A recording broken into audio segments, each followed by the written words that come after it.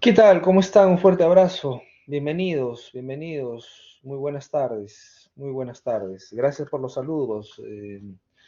Sneider, Sergio, Alex, Josué, Cristian, Harold, Cristian, Aarón, Jennifer, César. ¿Cómo están? Muy buenas tardes. Angie, ¿cómo está? Gabriel. Bienvenidos, bienvenidos a todos los que están en sala. Un fuerte abrazo, un fuerte abrazo. Es un placer poder compartir con ustedes estos minutos. Muy buenas, muy buenas, muy buenas. Ok, vamos a empezar. Estamos en la primera unidad del curso. Empezamos a conversar un poco de eso en la clase anterior. La clase anterior, creo, lo que quiero rescatar, si bien es cierto, todo lo que conversamos, creo y espero sea medianamente importante. Eh, Quiero rescatar de la clase anterior esta suerte de identificar y reconocer los sistemas estructurales sismorresistentes, ¿no? Que es una necesidad y una información crucial y fundamental en los proyectos de edificación y en la proyección de proyectos de edificación en general. Así que los invito, por favor, a ampliar en esa medida con la lectura de la norma y con alguna otra lectura complementaria al respecto de ser posible. ¿De acuerdo? Confirmen, por favor, que me están escuchando medianamente bien para poder comunicarnos, ¿sí? Perfecto. Muchísimas gracias, muchísimas gracias. Correcto. Dentro de estas actividades indiciarias, previas, iniciales, eh, propias del arranque propiamente de los procesos edificatorios. Eh, Hay uno pues que es particularmente importante, ¿no? Que es primero la elaboración eh, y obviamente la interpretación, lectura y reconocimiento de los expedientes técnicos. Hoy vamos a hablar un poco de eso, ¿no? Como documentos fundamentales en la ejecución de obras. Ya en la clase anterior, creo, un poco recordamos o refrescamos esa definición amplia que requiere para que una actividad constructiva califique como obra. Y recuerdan que ahí aparecía un,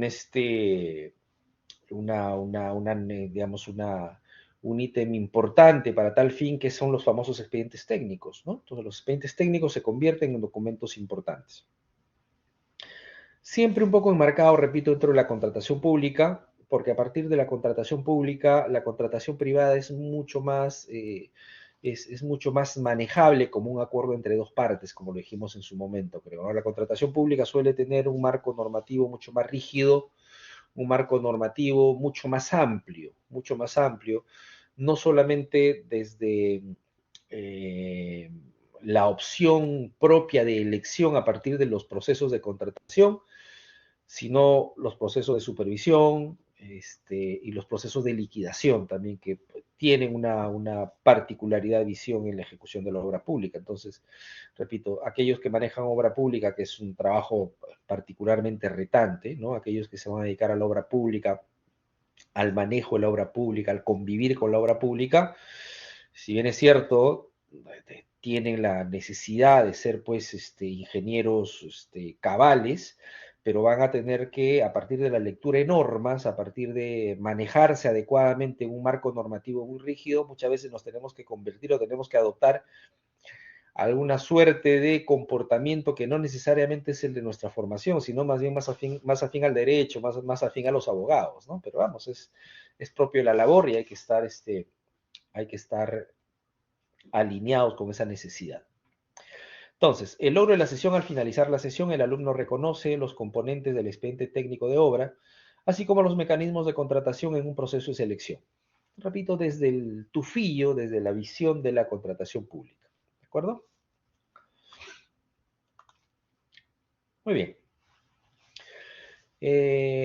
Hay bastante información, así que vamos a empezar a leer para tratar de completar todo lo que estas diapositivas nos exigen. lo que amerite ampliar, conversar de ambas partes, por favor. Sobre todo espero más participación de ustedes. Es importante que así sea, ¿no? Es importante que participen, por favor, para un poco validar eso que estamos conversando. Y si tienen alguna duda, algún cuestionamiento o algún aporte importante, siéntanse, por favor, en la entera libertad en cualquier momento hacerme saber sus ideas y comentarios. Lo voy a valorar mucho. ¿De acuerdo? Cuando hablamos de un expediente técnico, ya lo comenté hace unos segundos respecto de su importancia para la ejecución de obra, ¿no? No puede haber una obra si no tenemos un expediente técnico, en principio, entre otras cosas, pero un expediente técnico es fundamental, ¿no? Un expediente técnico no es otra cosa que un dossier de documentos, un compendio de documentos, un bagaje documental, este, que tienen contenido marcadamente con tres connotaciones, diría yo, ¿no? Una primera connotación de los tipos de documentos que tiene un expediente técnico es, por obvias razones, un contenido muy técnico, muy científico, ¿no? Relacionado con la solución de un problema específico, ¿no? ¿Cómo voy a resolver la cimentación? Hablando de edificaciones, ¿no?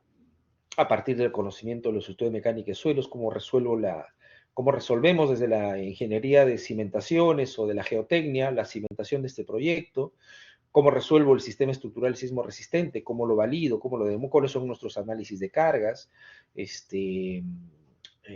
cómo resuelvo finalmente los servicios en general, eléctricos, sanitarios, en fin. Toda esa información es una información muy técnica, muy de los profesionales eh, directos en la resolución de ese tipo de problemas en particular. Está de más decir que hay documentos y existen y deben haber documentos en el expediente técnico que pues contengan ese tipo de documentación eminentemente técnica. Pero los expedientes técnicos también, a partir de esa respuesta técnica, a partir de esa respuesta científica, se tiene que hacer una pregunta, ¿no? Nos tenemos que hacer una pregunta. ¿Cuánto va a costar y cuánto nos vamos a demorar en ejecutarlo? Entonces van a aparecer también, independientemente de esta solución primigenia importantísima, tiene que aparecer documentos con otro carácter. Tiene que aparecer por los análisis de precios unitarios, tiene que aparecer un presupuesto, cuál es el nivel de inversión en el que vamos a incurrir y finalmente cuánto tiempo va a pasar entre que esa idea finalmente se convierte en una realidad. ¿De acuerdo?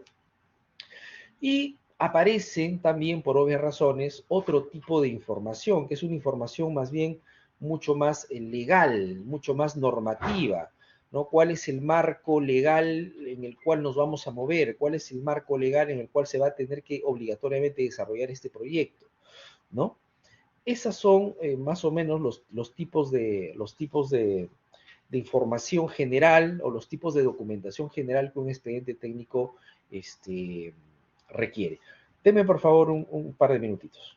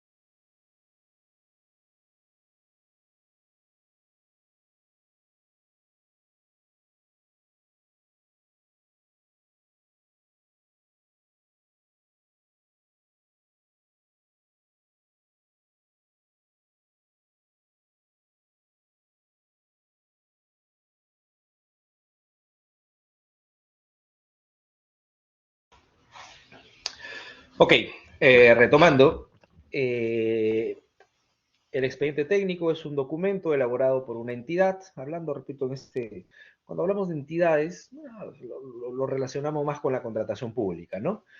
Para fines de contratación, ejecución de una obra pública o privada, en un proceso de selección es parte de las bases, será firmado y sellado en todas sus páginas en señal de conformidad y responsabilidad respecto a la calidad técnica e integridad física por el proyectista o consultor de ser el caso, así como por el responsable del área especializada de la entidad. En el expediente técnico se define el objeto, costo, plazo y demás consideraciones de la obra o proyecto para ejecutar, por lo que su elaboración debe contar con el respaldo técnico necesario, verificando que corresponda a la naturaleza y condiciones especiales de la obra. Obviamente en la contratación pública para la elaboración de expedientes técnicos, los profesionales encargados tienen que ser profesionales certificados, ¿no? Profesionales certificados, que deben tener el carácter de consultor especializado o en una especialización en particular para la contratación de obras públicas. Eso obviamente va de la mano con los requerimientos que cada entidad al momento de la ejecución de un expediente técnico va a solicitar en sus términos de referencia para la contratación. ¿De acuerdo? Leyendo atentos la definición que el Reglamento de Ley de Contrataciones hace de expediente técnico, decimos, ¿qué dice la Ley de Contrataciones vamos, a través de su reglamento? El expediente técnico de obra es el conjunto de documentos que comprende memoria descriptiva, especificaciones técnicas, planos de ejecución de obra, metrados, presupuesto de obra, fecha de determinación del presupuesto de obra, que es muy importante, ¿no? En qué corte temporal o qué, digamos, en qué tiempo en particular o con qué precios en un corte temporal yo estoy afectando el manejo económico del proyecto, ¿no? Los precios pues son altisonantes y variables en el tiempo. Necesitamos tener con precisión cuál es la fecha o cuáles son las fechas en las que se están considerando los precios del proyecto. Porque a partir de eso, repito, propio de la fluctuación permanente, muchas veces necesaria e incontrolable de los precios, va a afectar a nuestro proyecto. Análisis de precios unitarios, calendario de avance de obra valorizado, fórmulas polinómicas y, si el caso lo requiere, estudio de suelos, estudios geológicos de impacto ambiental u otros complementarios, ¿no? Ya aparece un listado de tipo de documentos marcadamente distintivos que seguramente vamos a ir conversando, ¿de acuerdo? Pero miren ya el nivel de precisión que hace el reglamento de la ley de contratación de respecto a la definición de expediente técnico. La G040, que es una norma que ya hemos mencionado también en la clase anterior y que seguramente seguiremos mencionando por la importancia que tiene dentro de la reglamentación vigente, define a expediente técnico como conjunto de documentos que determinan en forma explícita las características, requisitos del proyecto, así como las especificaciones técnicas necesarias para la ejecución de la obra. Está constituido por planos, por especialidades, especificaciones técnicas y memorias descriptivas y estudios técnicos específicos cuando se requieran por las características de la obra, ¿no? Estamos leyendo que, si bien es cierto, no tiene no coincide exactamente con la definición del reglamento de la ley de contrataciones, pero en esencia sigue siendo lo mismo, ¿no? Como esta suerte de compendio documental, un dossier de una gran cantidad de documentos que finalmente conforman la naturaleza del expediente técnico. Algo que nos dice el SNIP también respecto de esta suerte de documentos relacionados pues con el manejo finalmente de los proyectos de construcción, al referirse a estudio definitivo, por ejemplo, que nos dice el SNIP, estudio que permite definir a detalle la alternativa seleccionada en el nivel de preinversión y calificada como viable.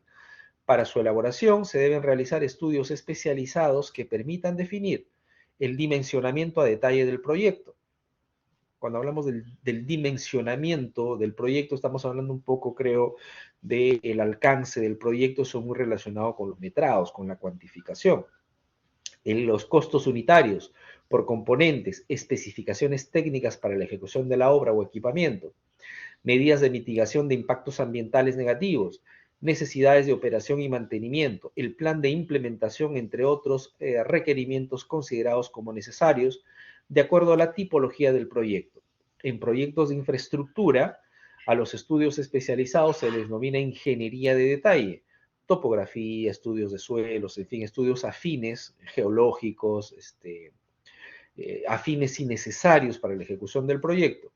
Los contenidos de los estudios definitivos varían con el tipo de proyecto y son establecidos de acuerdo a la reglamentación sectorial vigente y los requisitos señalados por la unidad formuladora y o unidades ejecutoras del proyecto. En el caso de la contratación pública en particular, si bien es cierto, tenemos la ley de contrataciones que da indicaciones generales de uso o de cumplimiento obligatorio generalizado en la contratación pública, dependiendo de la entidad con la que se contrate, tenemos que mirar también reglamentación particular, ¿no? Si vamos a contratar, por ejemplo, con el Ministerio de Educación, la construcción de colegios o de infraestructura educativa, tenemos que ser muy detallistas con lo que la reglamentación del Ministerio de Educación nos pide para tal fin, por ejemplo, ¿no?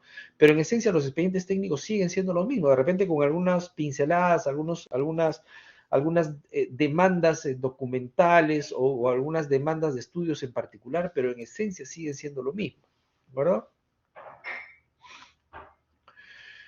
Expediente técnico detallado también para SNIP, que nos dice que es documento que contiene los estudios de ingeniería de detalle con su respectiva memoria descriptiva, bases, especificaciones técnicas y presupuesto definitivo. Pues, vamos, si bien es cierto, son entidades públicas que tienen o están amparadas o tienen que responder o están enmarcadas en la reglamentación o en las indicaciones de la ley de contrataciones a través de su reglamento, pero cada quien puede hacer algunos distingos particulares respecto a la definición, pero en estricto nos siguen diciendo lo mismo, ¿no? El MTC también, vamos, amplio conocido por todos, sobre todo para infraestructura vial, ¿no? Para infraestructura de comunicaciones, hace referencia a la definición o nos da una definición de expediente de contratación, que no es otra cosa que un conjunto de documentos en el que aparecen todas las actuaciones referidas a una determinada adquisición o contratación, desde la decisión de adquirir o contratar hasta la culminación del contrato, incluyendo la información previa referida a las características técnicas, valor referencial, la disponibilidad presupuestal y su fuente de financiamiento. Expediente técnico de obra, según el MTC, si somos esta definición del glosario de términos o definiciones del MTC y su reglamentación, esta definición de expediente técnico coincide exactamente con la definición de expediente técnico del Reglamento de Ley de Contrataciones. Y tiene sentido que así sea por una cuestión de alineamiento, ¿no? Toda la contratación pública tiene que estar alineada finalmente a la Ley de Contrataciones y su reglamento. No hay cómo salirnos ahí. Y también, seguramente algo de esto va a tratar la tarea número 2 que proponga para la siguiente semana, para un poco entender el rol y la función que tiene el OCE, ¿no? Este organismo, este supervisor de la contratación pública en la ejecución, desde la elaboración de los expedientes técnicos hasta en la ejecución de los proyectos y en el cierre económico, financiero y físico de los proyectos también, importante. ¿De acuerdo? La resolución de Contraloría que nos dice es requisito indispensable para la ejecución de estas obras contar con el expediente técnico, ya hemos dicho, ¿no? No puede haber una obra de construcción si no tenemos un expediente técnico aprobado para tal fin. No es racional, la ejecución de un proyecto de construcción, la ejecución de una obra de construcción si no tengo un expediente técnico. Disculpen que lo repita, pero eso es una cuestión de coherencia, ¿de acuerdo? Entonces, Es requisito indispensable para la ejecución de estas obras contar con el expediente técnico aprobado por el nivel competente, el mismo que comprenderá básicamente lo siguiente: memoria descriptiva, especificaciones técnicas, plano, metrados, presupuesto base con análisis de costos y cronograma de adquisición de materiales y ejecución de obra. En efecto, todos esos documentos los vamos a ampliar un poquito más adelante desde, desde una visión con un poquito más de profundidad. El artículo 13 del decreto legislativo 1017 nos dice al respecto: en el caso de obras, además se deberá contar con la disponibilidad física del terreno o lugar donde se ejecutará la misma ojo, con el expediente técnico aprobado, debiendo cumplir con los requisitos establecidos en el reglamento. La entidad cautelará su adecuada formulación con el fin de asegurar la calidad técnica y reducir al mínimo la necesidad de su reformulación por errores. Bueno, eso es lo ideal, ¿no? Viviríamos en la panacea si los expedientes técnicos no tuviesen errores. La idea es que los errores que encontramos en los expedientes técnicos se puedan corregir, eh, se puedan salvar sin la necesidad de buscar reformular el expediente técnico, que es un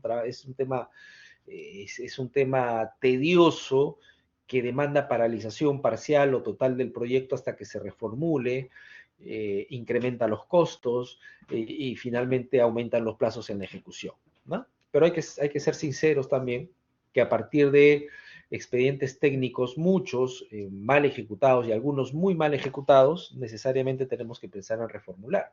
Necesariamente tenemos que pensar en reformular. Entonces, aparece este concepto, el expediente técnico,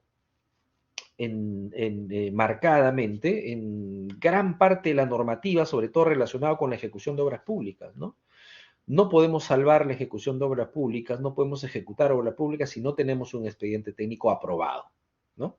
Ahora, ¿qué es expediente técnico aprobado? Tenga o no errores y defectos, pues es un poco complicado saberlo a priori si no se ha hecho pues una revisión exhaustiva y muy marcada del documento en toda su dimensión. Muchas veces esos errores que vamos encontrando en los expedientes técnicos salen a luz, lamentablemente, durante la ejecución del proyecto. Y eso es lo que generalmente genera pues trabas, trabazón, atrasos, mayores costos, paralizaciones, conflictos, arbitrajes, que lo ideal es salvarlos pues lo antes posible, ¿no? Va a coadyuvar mucho la exigencia eh, de, de procedimientos BIM o de herramientas BIM en la ejecución o en la elaboración de los expedientes técnicos. Eso va a ayudar mucho seguramente a que los expedientes técnicos estén cada vez mejor elaborados, ¿no? Ahora, la implementación de herramientas BIM en la elaboración de los expedientes técnicos va a hacer que desaparezcan los errores al 100%, también es un poco complicado, ¿no? Pero que seguramente van a disminuir el nivel de error o la gravedad en el error de los expedientes técnicos, eso sí lo doy por descontado. Si no me equivoco, al 2030, que se está pasando rápido, realmente ya estamos a 2023, a 2030, pareciera que es lejano, pero se está haciendo cada vez más cerca. Ya va a ser una obligación que todos los expedientes técnicos para los procesos de la ejecución, en principio para los procesos de contratación de la ejecución de proyectos de obras públicas, necesariamente tienen que estar desarrollados con procedimientos BIM, ¿de acuerdo? Seguramente ahí se va a mejorar necesariamente la calidad de los expedientes técnicos, no tengo duda. Pero vamos, no habría que esperar necesariamente a esa condición para tan fin, ¿no? Eso pasa mucho por responsabilidad profesional.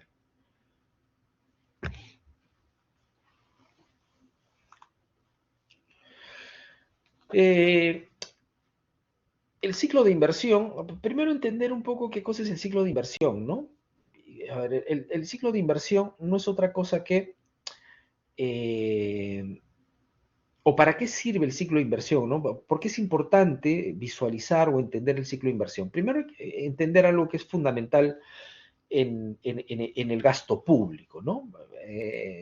A ver, los recursos que tienen los pueblos, las naciones, los países en general, sobre todo países como el nuestro en vías de desarrollo, entenderemos pues que son recursos limitados, ¿no?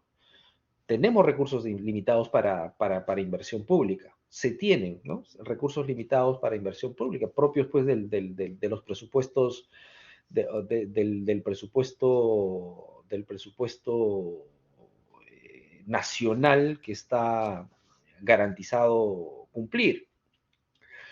Entonces, el dinero es poco, los recursos son pocos, los recursos son limitados, pero las demandas y las necesidades pues son extremadamente grandes. Entenderán que en esa situación donde hay poco que gastar, pero hay mucho en qué gastar, hay que optimizar hay que optimizar el gasto, ¿no? Hay que optimizar la inversión, ¿de acuerdo?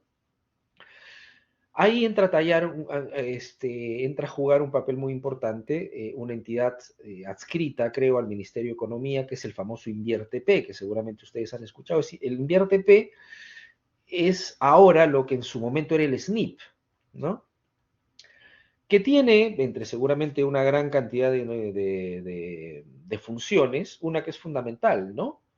Optimizar la inversión o el manejo de los recursos públicos en la inversión en infraestructura. Repito, entonces, para tomar la decisión en qué invertir, no es una decisión sencilla, ¿no? Porque, repito, cuando hay tanto en qué invertir y se disponen de recursos limitados, finalmente esa inversión tiene que ser una inversión eh, certificada, que es la mejor inversión a partir de optimizar esos recursos en particular. Vamos, también es cierto saberlo, que es una entidad pública, y la entidad es una entidad pública que tiene mucho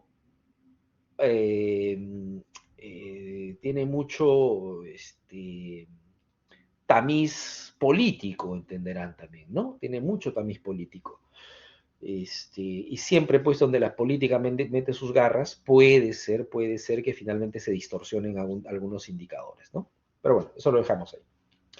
A partir de este ciclo de inversión que pasa pues desde la programación propiamente, la formulación y evaluación, la ejecución y luego el funcionamiento, el mantenimiento, la puesta en marcha operativa de los proyectos, donde juegan un papel fundamental los expedientes técnicos en la etapa de ejecución.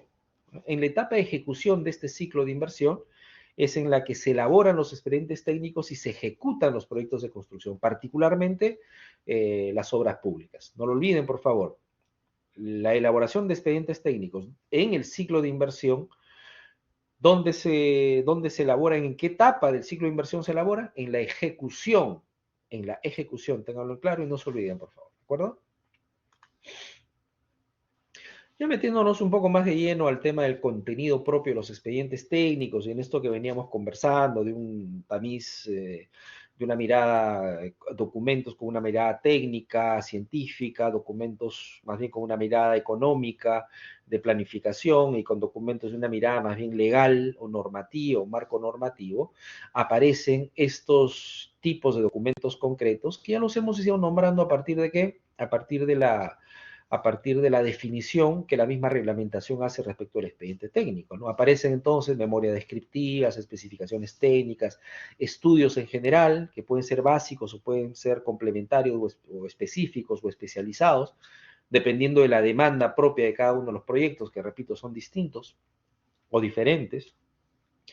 Los metrados, los análisis de precios unitarios o de costos unitarios, el presupuesto, la proyección de gasto, cómo se va a gastar, cuánto tiempo va a demandar la ejecución de ese proyecto, hay que programar el consumo de recursos en el tiempo, los planos y los detalles, que son documentos gráficos pues imprescindibles, propios de qué, propios de cómo los profesionales han resuelto un problema específico, ¿no? Lo tenemos que plantear en blanco y negro para que finalmente pueda ser construible con facilidad, ¿no? Imagínense ustedes construir una edificación si no tenemos planos y si solamente tenemos pues una demanda, una demanda textual, de un requerimiento textual, ¿no? no se me ocurre cómo, ¿no? O en todo caso, la solución sería muy ambigua, ¿no? La implementación sería muy ambigua. Como la implementación que se quiere es específica a partir, repito, de cómo un grupo de profesionales ha resuelto un problema en particular, tiene que haber una información gráfica tangible, leíble, legible y reconocible, identificable, entendible, ¿de acuerdo? Y obviamente el marco normativo, tiene que haber, pues, de todas maneras, una firma de un contrato que especifique cómo será la resolución de disputas en el caso hubiese esa necesidad, ¿no? Cómo vamos a resolver nuestros desencuentros en el caso que el proyecto lo amerite, ¿no? Todo eso está contenido en los expedientes técnicos, ¿no? Aparecen también ya a partir de, me parece, una adenda normativa hace algunos años, la famosa gestión de riesgos. ¿Por qué aparece la gestión de riesgos, el manejo de la gestión de riesgos? Tratando de hacerla vinculante a la contratación, porque, a ver, repito, es que cuando hay la decisión de inversión en un proyecto en particular, la idea es que ese proyecto, a partir del consumo de recursos planificados y proyectados, se termine, ¿no? Que ese proyecto finalmente entre en funcionamiento, ¿no? Que el colegio abra sus puertas, que una cancha de fútbol permita que se juegue fútbol, que un puente se complete, que las torres de transmisión y de telecomunicaciones, pues, transmitan señales, transmitan energía o lo que fueren. Esa es la idea de la inversión para ir reduciendo las brechas de infraestructura en el país. Entonces, en el manejo propio del proyecto surgen pues una suerte de riesgos propios de la ejecución que es necesario menguar desde de los proyectos de planificación propios del expediente técnico. Entonces, aparecen pues esta suerte de requisitos o formatos para ver, oye, ¿qué pasa si, no? ¿Cómo manejamos una situación si aparece algo como esto, por ejemplo, no? ¿Qué pasa si estoy construyendo un colegio y aparece pues un fenómeno del niño, ¿no? ¿Cómo es que vamos a atacar esa situación y en qué condiciones la vamos a atacar? ¿De acuerdo? O sea, la idea de estos documentos de gestión de riesgo, la idea es tener el mayor nivel de certeza posible que el proyecto se va a terminar, ¿no? ¿Qué pasa si encuentro, por ejemplo, un grave error en los metrados del expediente técnico al momento de ejecutar? ¿Cómo se va a resolver esa controversia, ¿no? Entonces, eso, que repito, forma parte de la gestión de riesgos inherentes a los proyectos de edificación, de alguna manera tratan de ser vinculantes a partir de este documento. ¿De acuerdo? Hasta ahí, ¿me están escuchando bien? ¿Vamos bien? ¿Alguna consulta, algún comentario? Los escucho.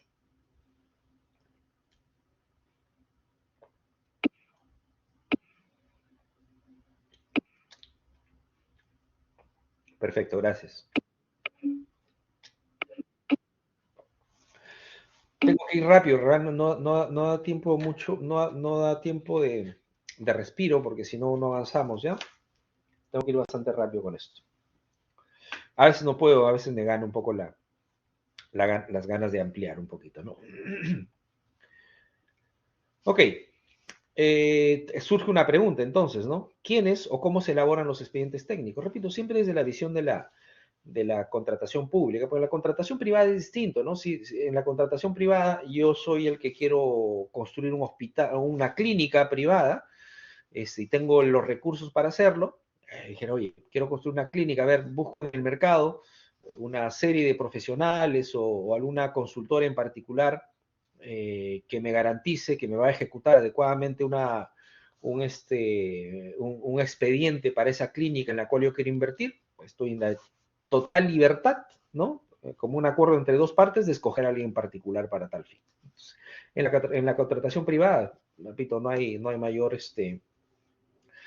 eh, no hay mayor limitación para eso. No siempre el tema está más relacionado con la contratación pública, un poco por lo cuadriculado de las normas, ¿no? Entonces, ¿quiénes elaboran los expedientes técnicos? Podemos tener tres casos en particular. Yo agregaría uno cuarto que se los comentaré más adelante, ¿de acuerdo?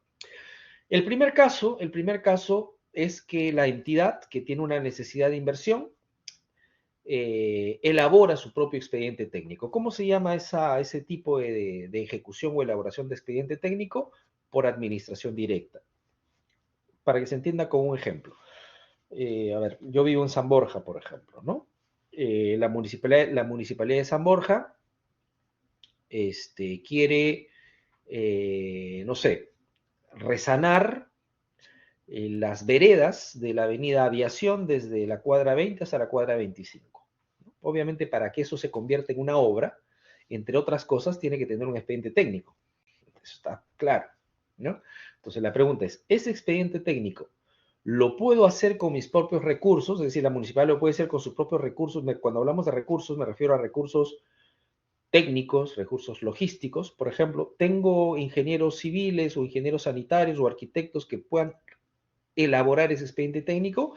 Miraré mi oficina técnica interior y diré, bueno, si tengo un montón de profesionales, es un proyecto menor, entre comillas, ¿no? No es un proyecto pues extremadamente especializado que no lo pueda resolver desde mi propia infraestructura. Ese tipo de elaboración de expediente técnico, cuando de motu propio, con sus propios recursos técnicos y logísticos, la propia entidad los hace, los elabora, los desarrolla, se llama elaboración de expediente técnico por administración directa. ¿De acuerdo? Pero vamos, ponernos un poco en el mismo ejercicio, ¿no? Estamos en la municipalidad de San Borja, pero más bien se quiere hacer, no sé, un viaducto poniendo una vía que pase por encima de la avenida San Borja Norte, ¿no? Por arriba. Ya de repente para ese tipo de expediente técnico, si miro mi staff permanente, digo, bueno, no tengo especialistas para desarrollar ese expediente puntualmente, ¿no? Es un expediente técnico mucho más elaborado. Entonces, ya como entidad propia no lo puedo ejecutar. Me doy cuenta que no tengo ni los recursos técnicos, ni los recursos logísticos seguramente de infraestructura propia para elaborar ese tipo de expedientes técnicos. Entonces, ¿qué pasa ahí? Tengo que salir al mercado y contratar un consultor especializado, ¿no? Que es casi como generalmente la gran mayoría de expedientes técnicos se desarrollan en la contratación pública, que no es otra cosa que por un consultor de obras certificado, de la especialidad o especialistas que correspondan a la exigencia de cada proyecto en particular. Entonces, eh, invitaré a un proceso de selección para que aquellos especialistas en la ejecución de ese tipo de proyecto, de elaborar ese tipo de expediente técnico en particular, quieran ofrecerse y me enviarán una oferta económica, una oferta técnica, para finalmente en un proceso de selección estandarizado poder contratar. ¿De acuerdo? Es un segundo caso de contratación para la elaboración de expedientes técnicos. Existe un tercero donde el mismo ejecutante del proyecto, donde el mismo contratista, donde el mismo constructor elabore el expediente técnico. Pero es un caso particular se llaman modalidades de contratación.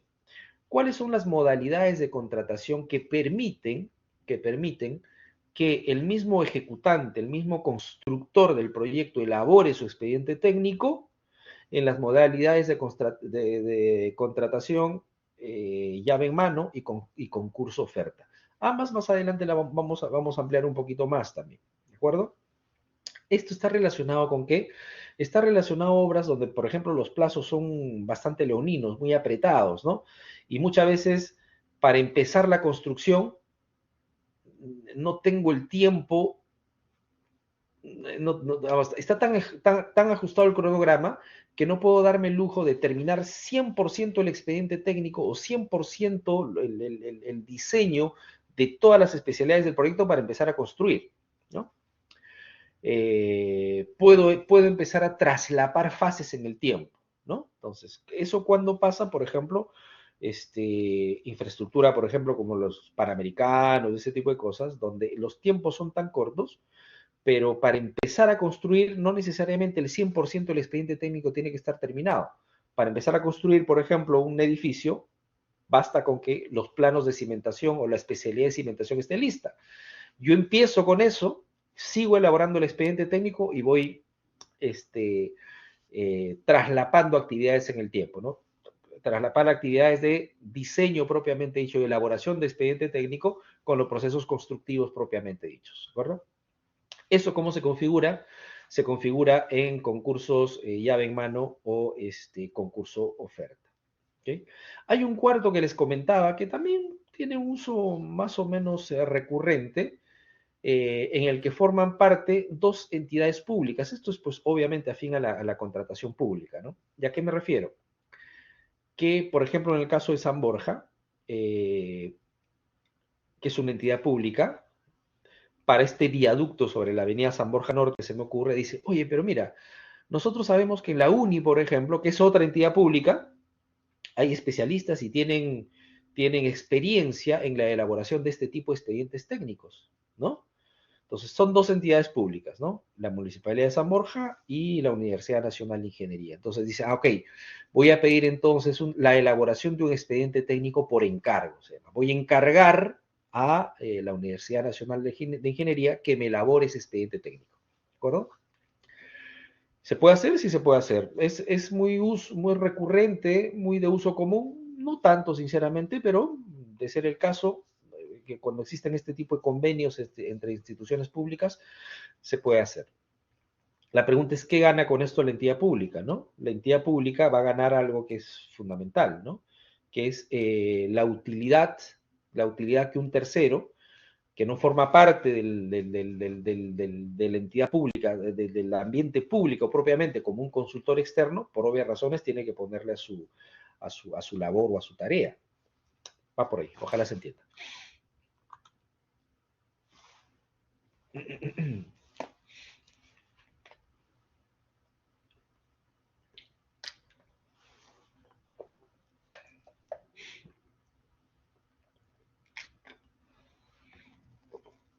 empezando a hablar un poquito más con amplitud de cada uno de estos documentos que forman parte del que forman parte de los expedientes técnicos. Uno, indiciario, es o son las memorias descriptivas, ¿no? ¿Qué cosas son las memorias descriptivas? Es un documento informativo que debe contener la descripción y justificación de las soluciones técnicas adoptadas. En este documento se obtiene la idea concreta de lo que el proyecto representa. No ha de hacerse referencia directa a marcas concretas o nombres comerciales, salvo que sea estrictamente necesario para la calidad final del producto. Y eso es muy afín a la contratación pública, ¿no? No tanto a la contratación privada, ¿no? En la contratación pública, por obvias razones, por una cuestión de este, sana competencia, no se puede poner pues una marca específica, ¿no? Sobre todo en productos genéricos, ¿no? Sobre todo en commodities, si bien el término, ¿no? ¿A qué me refiero? ¿No? En la contratación privada, pues yo no puedo poner, por ejemplo, cuando hablo del acero que se va a utilizar, el acero corrugado que se va a utilizar, no puedo poner que tiene que ser pues de aceros Arequipa, por ejemplo, ¿no? No se puede hacer eso. Se ponen condiciones técnicas, ¿no? Limitaciones técnicas, exigencias técnicas, pero no se puede poner directamente una marca, salvo que el proyecto lo exija, pues, indefectiblemente, ¿no? Que solamente exista, pues, uno o dos productores en el mundo de un equipo, de un elemento en particular que se pueda conseguir y que sea estrictamente necesario para la adecuada ejecución del proyecto. Pero cuando hablamos de genéricos, eso no se puede hacer. ¿De acuerdo? Se estructurará en tantos capítulos como sean necesarios para describir los apartados en que se ha dividido el proyecto. Debe describir los detalles de la obra, a construir áreas construidas, edificaciones, distribución de la obra, perdón, acabados a usar, tipos de estructura, etc. Debe hacerse por especialidad, en ella que detalla las consideraciones técnicas de cada diseño, los procedimientos constructivos, así como las pruebas requeridas. A ver, cosas importantes de las memorias descriptivas. En principio, que deben hacerse por especialidades, ¿no? Arquitectura tendrá su memoria descriptiva, estructura su memoria descriptiva, todas las instalaciones eléctricas, sanitarias, mecánicas, algún tipo de instalación especial que cuente el tipo de edificación en particular, hay que de todas maneras considerarla, ¿no? Lo particular de las memorias descriptivas es que sean de fácil lectura, ¿no? Un poco justifiquen la ejecución del proyecto, un poco justifiquen la inversión en el proyecto, eh, pero vamos, cuando se lee una memoria descriptiva o cuando se desarrolla una memoria descriptiva, no necesariamente solamente debe y puede ser descifrado o entendido pues por profesionales afines, ¿no? Ya sea ingenieros, arquitectos o algún especialista afín. No, la idea de la lectura de memoria descriptiva es que cualquiera que esté interesado en el entendimiento general del proyecto pueda leer ese documento y lo pueda entender, ¿no? Esa es un poco la idea de la memoria descriptiva.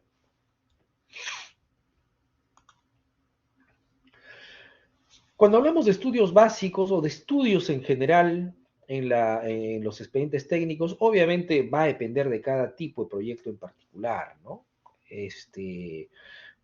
Repito, ¿no? La necesidad de información, la necesidad de información es propia de cada proyecto, ¿no? Propia de cada proyecto. Cuando hablamos de estudios básicos en edificaciones, pues, vamos, no puede haber y en efecto, no concibo la elaboración de un expediente técnico de una edificación si no tengo, por ejemplo, un estudio de mecánica de suelos, ¿no? No tenemos, por ejemplo, un levantamiento topográfico o un estudio topográfico, ¿no? Este, Seguramente ahora, requisito fundamental, estudios de impacto ambiental, ¿no? Estudios de impacto ambiental. Este, en fin, y a partir de esos que son básicos, necesarios, imprescindibles, insumo fundamental para especialidades posteriores, como por ejemplo las estructuras u otras especialidades en particular, se pueden ir pues sumando algunos estudios ya mucho más específicos, mucho más detallados, ¿no? Que, repito, a partir de la demanda de información que el propio expediente y el propio proyecto requieren, vamos a tener que ejecutar, no sé, se me ocurre estudios de avenidas, estudios de máximas avenidas, estudios de hidrológicos, estudios geológicos, estudios de fallas geológicas, en fin, los que se me ocurren ahora, ¿no? Que eso va a depender en estricto de qué, de la necesidad de información que el propio expediente técnico va demandando para su ejecución, ¿de acuerdo?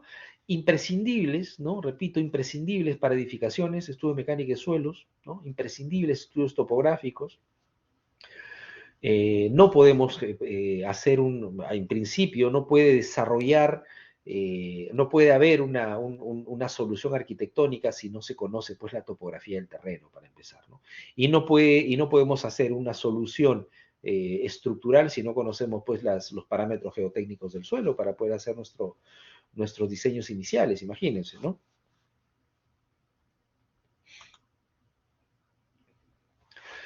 Otros documentos importantísimos, disculpen que ando un poco mal en la garganta.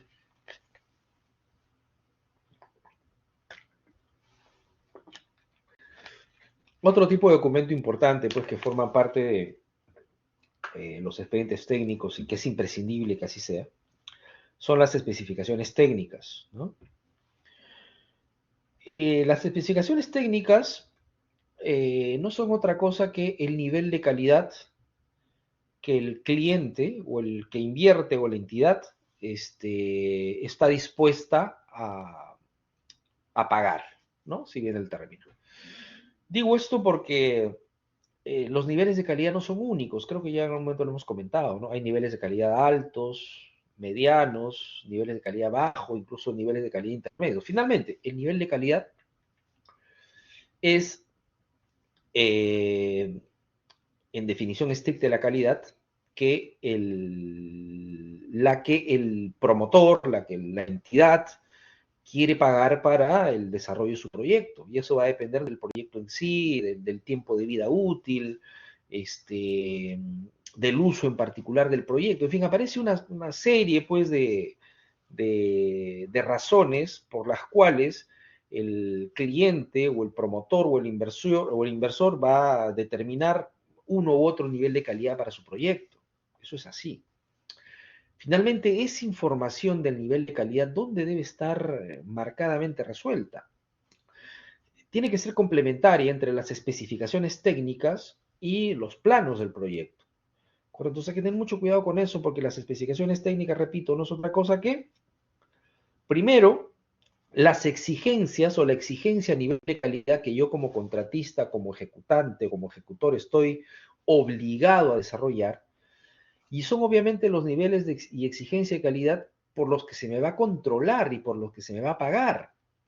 ¿Y a qué me refiero? Por ejemplo, un ejemplo bastante sencillo, hasta bastante burdo, ¿no? Imaginémonos en las columnas de la edificación que vamos a ejecutar. Y la columna dice que debemos llegar a un F'C, o sea, el concreto de las columnas con un F'C de 210 kilos centímetro cuadrado. ¿Ok? Ese F'C 210 kilos por centímetro cuadrado, todos sabemos que es la resistencia a la compresión a los 28 días del concreto que se nos exige usar para la ejecución de esa columna. Pero basta con eso como especificación para esa ejecución. No necesariamente, ¿no? ¿Por qué? Porque ustedes y yo sabemos que hay muchos caminos para llegar a un F'C de 210 kilos por centímetro cuadrado, ¿no? No es lo mismo llegar a un F'C de 210 kilos centímetro cuadrado con un concreto, digamos, con un tipo 1, con un cemento tipo 1, con un slam de 4 pulgadas y sin ningún aditivo de repente, que llegar a un 210 con un slam de 8 pulgadas, ¿no? Con de repente un plastificante, se me ocurre, con un cemento tipo 5 de repente, ¿no? Con un tamaño particular especificado para el tamaño máximo nominal del agregado grueso, se me ocurre. ¿No? No es lo mismo, ¿no? Vamos a llegar a 210, repito, por múltiples caminos vamos a llegar a ese indicador. Pero cómo vamos a llegar a ese indicador 210 es particularmente distintorio. ¿Por qué? Porque cuestan distinto. Porque cuestan distinto. Y se me va a controlar de manera distinta. Si en las especificaciones técnicas dice que el concreto 210 con un slam de 8, con plastificante y con un cemento tipo 5, yo no puedo producir el 210 de otra forma. ¿Por qué? Porque no me van a pagar simplemente. Y me van a pedir que esa columna que le he construido con una especificación, unas condiciones completamente distintas a las exigidas por la norma, yo la tenga que demoler.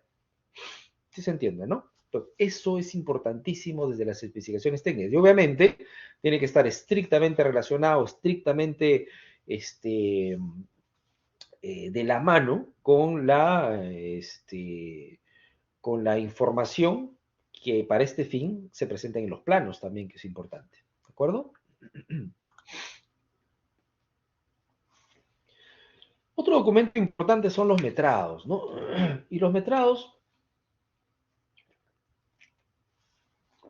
a mí me gusta resumirlos con una frase, ¿no? Metrados, cantidad de obra. Metrados, cantidad de obra. Recuerden ustedes, seguramente han escuchado hablar, en proyectos de construcción, y en proyectos en general, pero en los de construcción en particular, nosotros debemos tener, o nosotros manejamos como si se tratase de una mesa de tres patas, ¿no? ¿Cuáles son cada una de esas tres patas? Uno es el alcance, otro es el plazo y otro es el costo, ¿no? O, digamos, en un orden mucho más coherente, alcance, costo y plazo, ¿de acuerdo? Son pues estas tres patas que tenemos que estar controlando permanentemente, ¿no? Y un nivel de control fundamental, inicial, diría yo, es el primero, que es el alcance.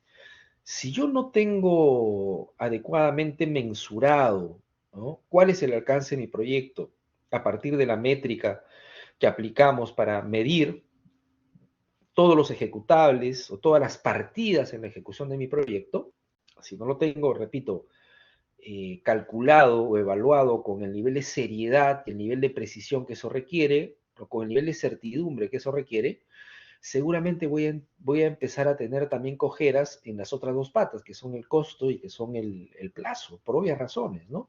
Si no sé cuánto es lo que tengo que hacer con precisión, tampoco voy a saber con precisión cuántos recursos voy a gastar y en qué plazo lo puedo ejecutar. ¿De acuerdo? Entonces los metrados, repito, juegan un papel muy importante como documento concreto dentro de los expedientes técnicos en general. ¿De acuerdo?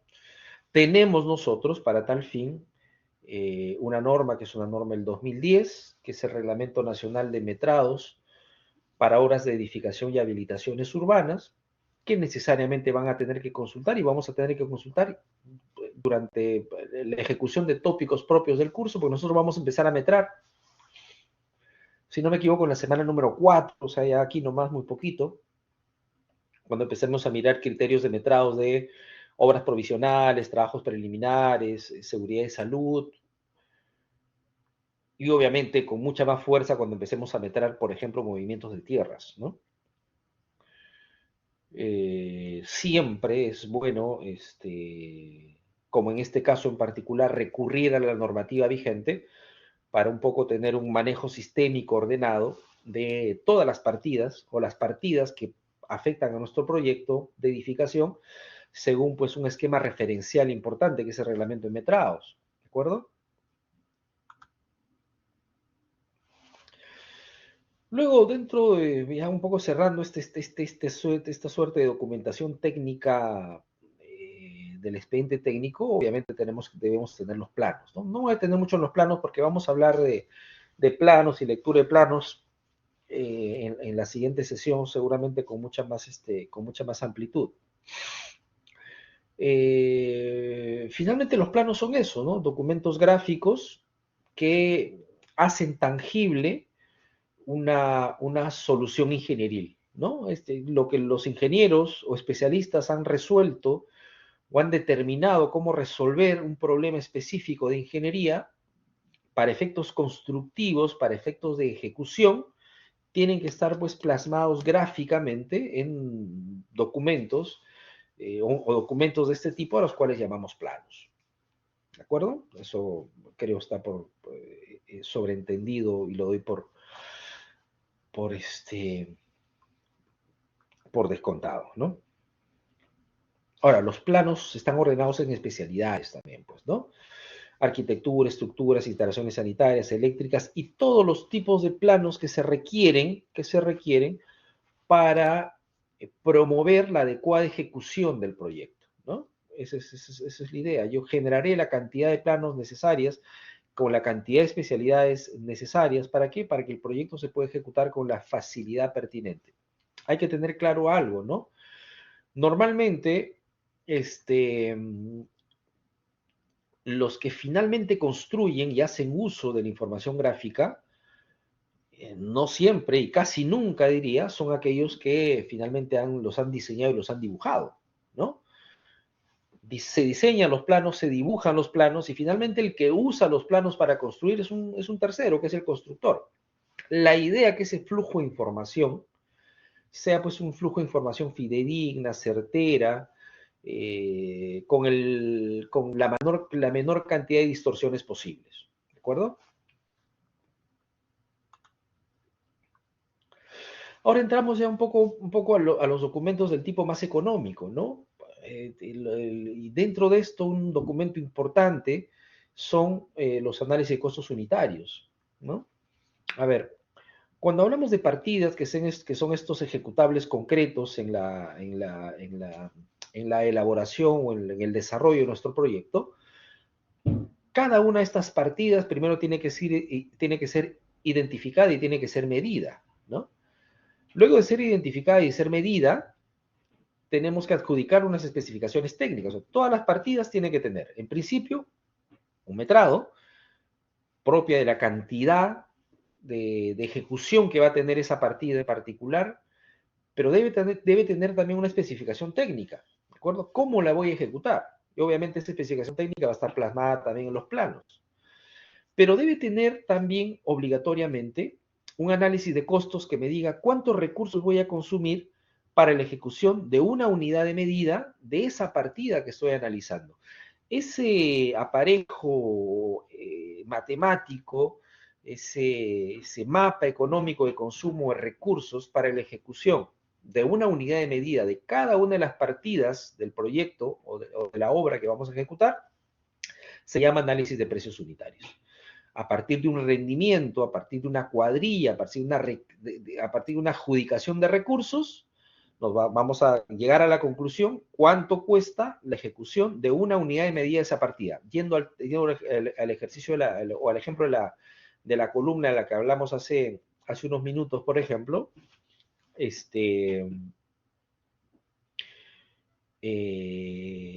si yo estoy cuantificando a partir de unas especificaciones técnicas cuántos metros cúbicos de concreto voy a utilizar para la ejecución de esas columnas de concreto, yo tengo que adjudicarle un precio unitario a la elaboración o a la ejecución de cada unidad de medida del concreto en columnas, en este caso a cada metro cúbico en la ejecución de esa partida en particular, ¿de acuerdo?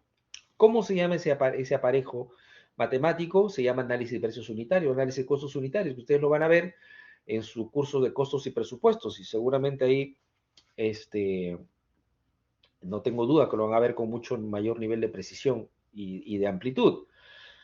¿Cuáles son los recursos que consumimos en la ejecución directa de las partidas? Vamos, son ampliamente conocidas, ¿no? Mano de obra fundamental, materiales fundamental, equipos, herramientas y eventualmente algún subcontrato. Esos son los recursos que generalmente consumimos cuando hacemos los análisis de precios unitarios de todas las partidas de los proyectos de construcción. ¿De acuerdo? Entonces, si ya tengo el metrado, ¿no? De la cantidad de obra que voy a hacer. Y ojo, de repente me olvidaba, ¿no? Cuando hablamos de los precios unitarios, bueno, yo soy el analista de precios unitarios, me siento y empiezo a hacer los precios unitarios y bueno, pongo en el consumo de recursos lo que a mí se me ocurre. No puede ser, ¿no?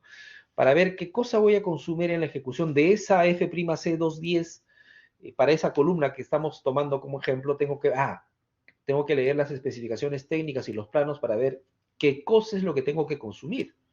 Repito, es importante, ¿no? Es importantísimo que haya esa coherencia entre estos documentos, ¿no? Los metrados, las especificaciones técnicas y el análisis de precios unitarios. Entonces, si ya tengo el metrado, que es la cantidad de metros cúbicos que voy a poner en columnas, ¿de acuerdo? Si ya hice, a partir de las especificaciones técnicas, cuánto me va a costar cada metro cúbico para la ejecución del concreto de esas columnas, hago un producto simple, cantidad por precio unitario, tengo cuánto me va a costar la ejecución de toda la partida de concreto en las columnas.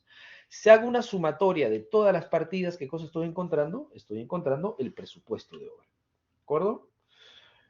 Perdón, estoy encontrando el costo directo de la obra. Y cuando hablamos de presupuesto,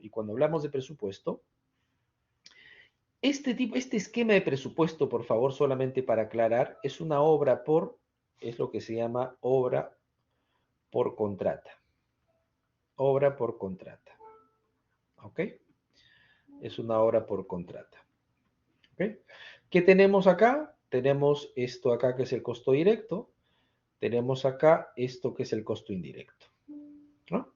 No me voy a meter a detalle qué cosa es el costo directo, qué cosa es el costo indirecto. Es algo que si ustedes no manejan todavía con precisión, lo van a seguramente aprender con mucha amplitud cuando revisen sus tópicos de costos y presupuestos más adelante, ¿no? Solamente decir que el costo directo está relacionado con la ejecución concreta de las partidas y todos los recursos que nosotros consumimos para la ejecución de las partidas concretas.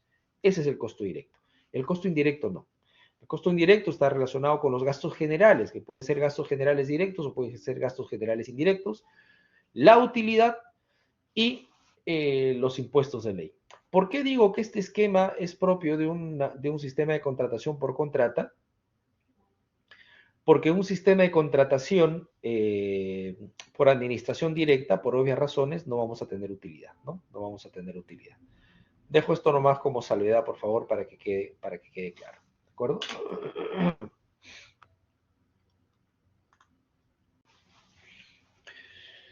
Esto es un poco lo que les comentaba, ¿no? Si yo tengo, por ejemplo, acá hablando del concreto que hemos estado conversando, si tengo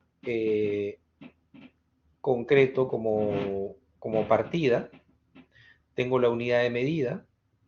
Esta unidad de medida, ¿de dónde sale? Sale de la norma en metrados y tiene que estar refrendado en las especificaciones técnicas. Lo lógico, pues, que la capacidad o el volumen lo midamos por metros cúbicos. Tengo la cantidad, ¿esto de dónde sale? Sale del metrado.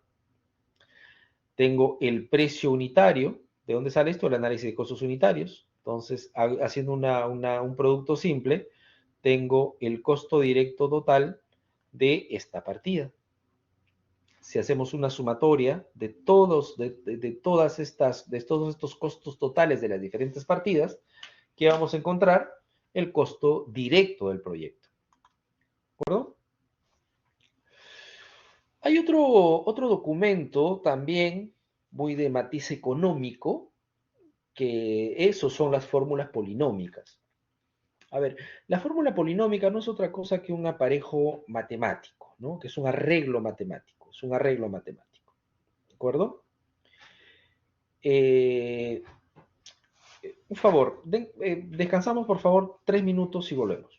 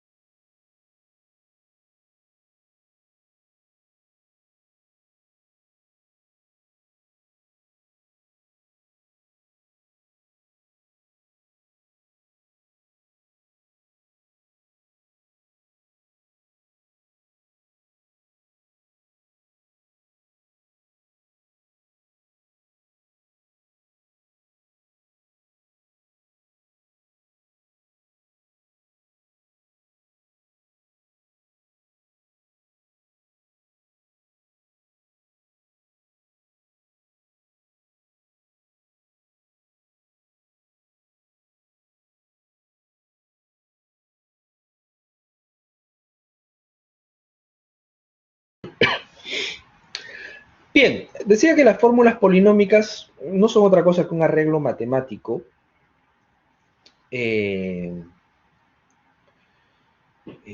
importante para qué, ¿no? Importante para qué son importantes las fórmulas polinómicas. Las fórmulas polinómicas son importantes para lo que yo llamo la sanidad económica del proyecto. Sanidad económica del proyecto relacionado con qué?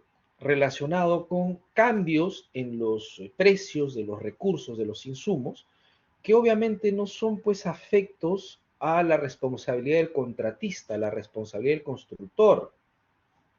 Un ejemplo sencillo, por ejemplo, para entender esto, a partir, en principio, de entender que hay una gran cantidad de insumos, una gran cantidad de recursos que nosotros estamos obligados a consumir o a demandar en la ejecución de nuestros proyectos. Uno, por ejemplo, el acero corrugado, ¿no? O el A615 grados 60, que pues, es ineludible en todos los proyectos de construcción. A ver, en principio, como lo habíamos hablado al principio de clase también, ¿no? Es importante determinar los precios con los cuales se hace los análisis de precios unitarios del expediente técnico. Es importante, ¿no? Porque los precios son muy variables en el tiempo, entonces tiene que haber un tiempo base. Pero en el horizonte del proyecto, sobre todo pues en países muy inestables económicamente o con cierta inestabilidad económica, que si bien es cierto, en el Perú, vamos, de alguna manera, vamos, hay cierta uniformidad en el análisis, pero pueden pasar y en efecto pasan cosas internas o externas que hacen y pueden generar que haya una variación muy importante, ya sea para arriba o para abajo, de los precios de los insumos que nosotros utilizamos para construir. Entonces, por ejemplo, este acero corrugado que les digo, ¿no? Si, por ejemplo, ¿no? Al momento de la elaboración de los precios unitarios del expediente, con los cuales se contrató la obra o se licitó la obra, se consideró que la tonelada en ese momento costaba pues $800, ¿no? El acero estaba considerado en ese entonces $800 por tonelada, por poner un número, ¿no? Imaginémonos pues que pasó algo extraordinario en el mundo, una guerra o lo que fuere, y sobre todo en proyectos de largo aliento, de mediano o largo aliento, que al ser incluso el acero un commodity, hizo pues que en la ejecución de nuestro proyecto en el mes 7, para la valorización del mes 7, el precio de la tonelada de acero corrugado se disparó a $1.500, ¿no? La pregunta ¿es responsabilidad mía como contratista, como constructor, asumir esa diferencia de precios? Y la respuesta es no.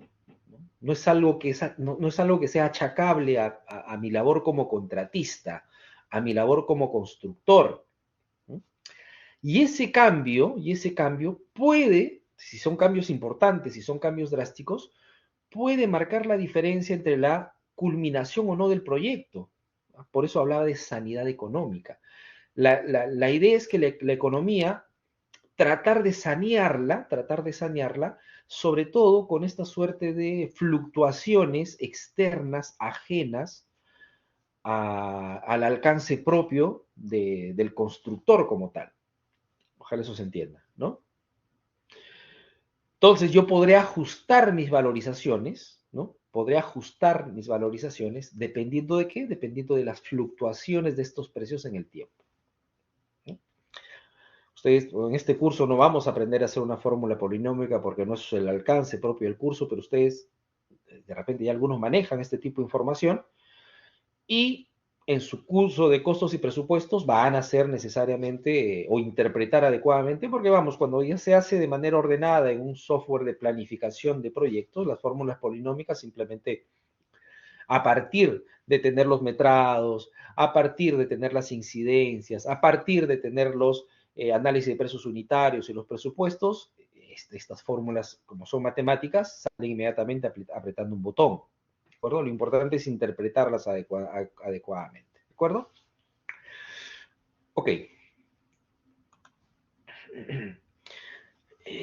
Obviamente, esta suerte de la cantidad de obra a ejecutar, el alcance de la obra a ejecutar, Ya cuando tenemos el costo adjudicado a cada unidad de medida, vamos teniendo parcialmente y de manera acumulativa el precio total de cada una de las partidas, con lo que eso involucra, y a partir de una demanda de la entidad o de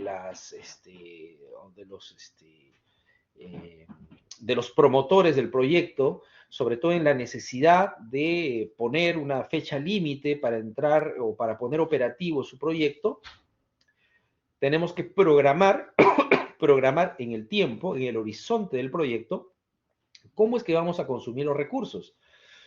Recuerden que los proyectos de construcción y los proyectos en general no solamente son distintos y únicos, sino tienen un inicio y deben tener un fin, ¿de acuerdo? Deben tener un final, ¿no? Entonces, todo ese manejo del consumo de recursos tiene que estar, pues, lo más orgánico posible, lo más ordenado posible. ¿Para qué?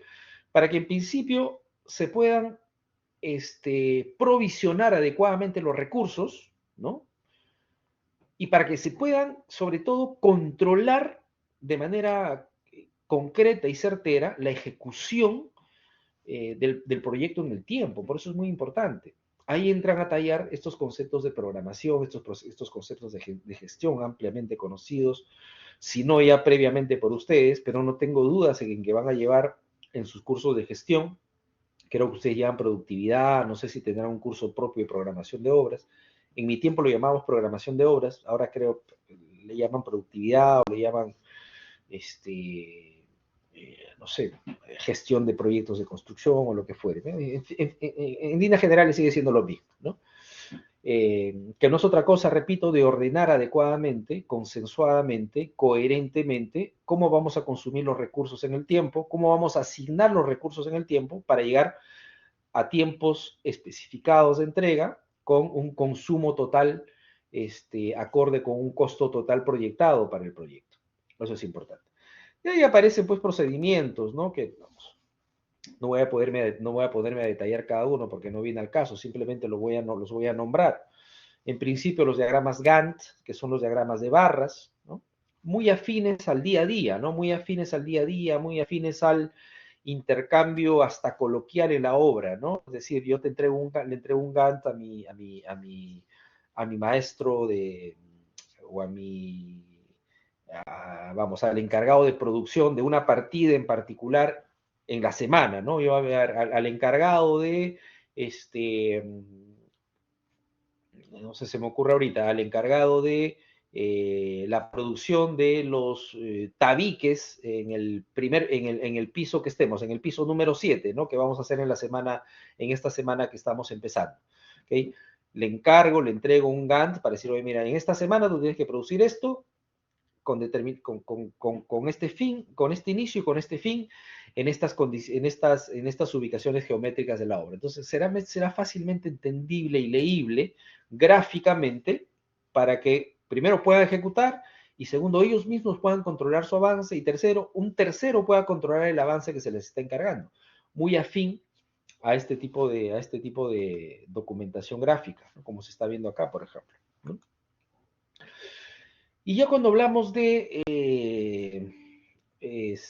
redes más elaboradas, hablamos pues de las redes PERT y CPM, el, relacionadas con la ruta crítica del proyecto, que es muy importante, ¿no?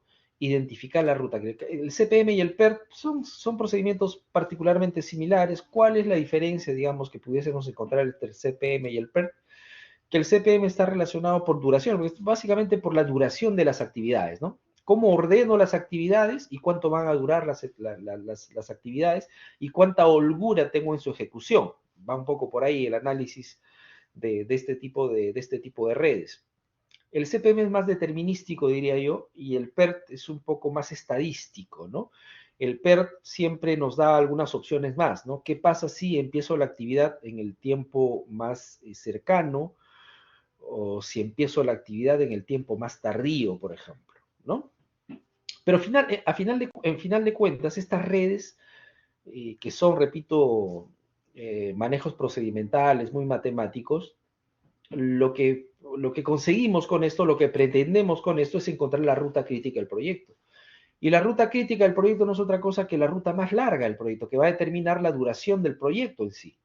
¿Qué particular tiene la ruta crítica? Que está enlazando o está siguiendo aquellas partidas o aquellas actividades que no tienen holgura. Y cuando una partida no tiene holgura, significa que cuando me toma más tiempo de lo que en principio está proyectado, finalmente eso va a tener implicación directa o impacto directo en el plazo total del proyecto. Entonces, eso es importante, ¿no? Y obviamente todo esto es importante no es del papel, es importante en la previsión inicial, pero se convierte en mucho más importante cuando yo a partir de esa información inicial hago un seguimiento y hago un control permanente, porque si no, no tiene ningún sentido. Toda esta información pues se va actualizando, vamos, a menudo y muy cotidianamente en nuestros proyectos de construcción, ¿no? Vamos, lo ideal es que se haga semanal, diario, pedir que se actualicen diariamente pues sería una, hasta contraproducente, diría yo, ¿no? Pero se tienen que hacer y se tienen que alimentar y se tienen que actualizar por lo menos semanalmente, diría. Por lo menos semanalmente o en el peor de los casos quincenalmente, diría yo. Porque si no, sí podemos empezar a tener desfases importantes entre lo que se proyectó y lo que realmente se está ejecutando. Y el calendario de ejecución de obra está relacionado con algo que es muy importante, que es el cronograma de desembolso. El cronograma de desembolso, a ver, ¿cómo lo explicamos esto?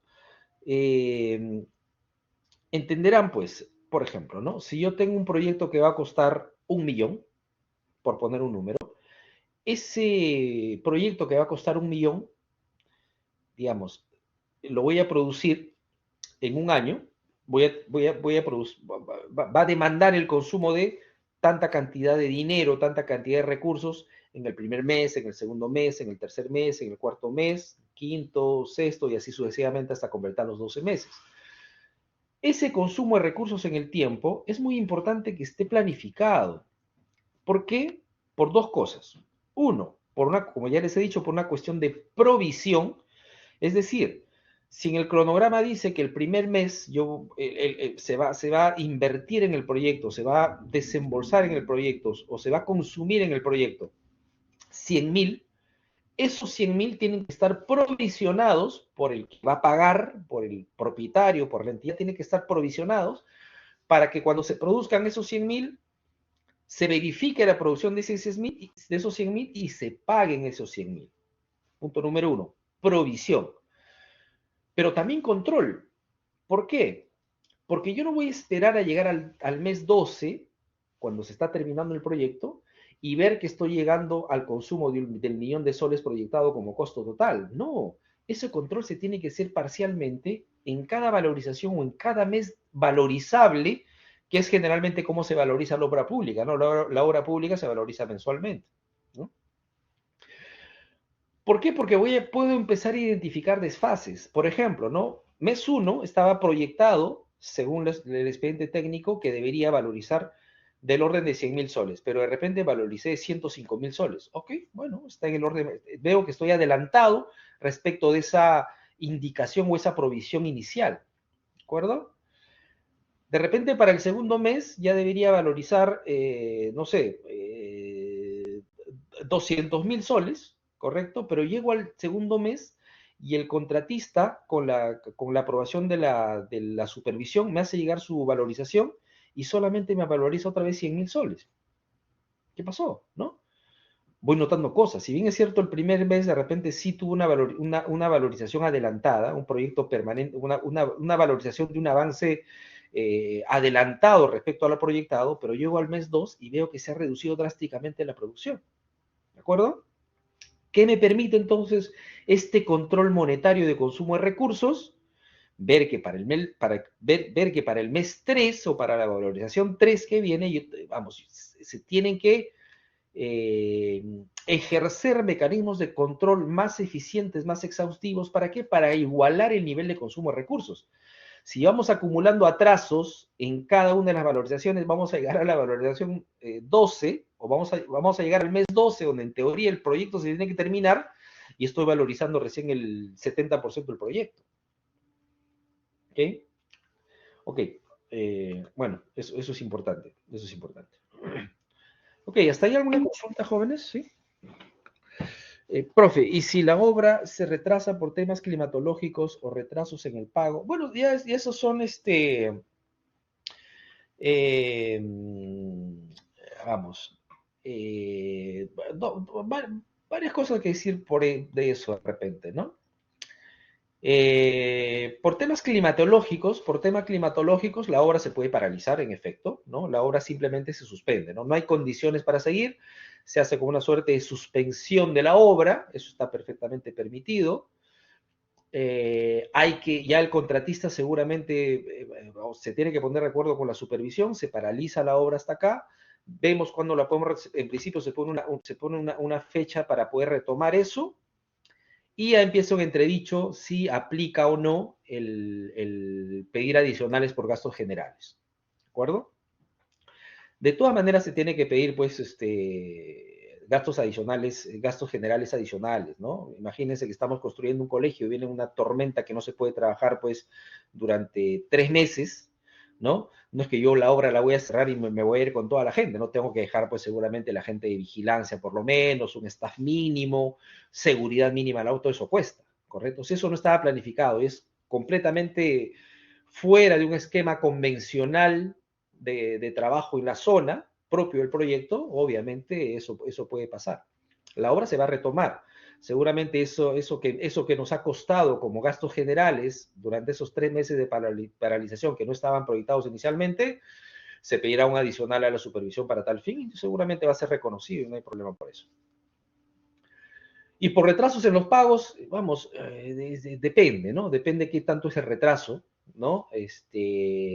Obviamente, así como nosotros estamos obligados a cumplir nuestras obligaciones como contratistas, para eso tiene que haber una retribución pertinente. Si hay un retraso, porque me parece que son a partir de la valorización y las aprobaciones de la supervisión, me parece que el plazo máximo para que esa plata esté en tu cuenta creo que son 15 días. Si pasa eso, obviamente estamos obligados a reclamar, incluso desde lo legal, y pedir el resarcimiento económico a nivel de intereses que eso implica, Renzo. ¿No? Hay procedimientos específicos para tal fin, ¿no? Pero muy buena pregunta. ¿Alguna otra?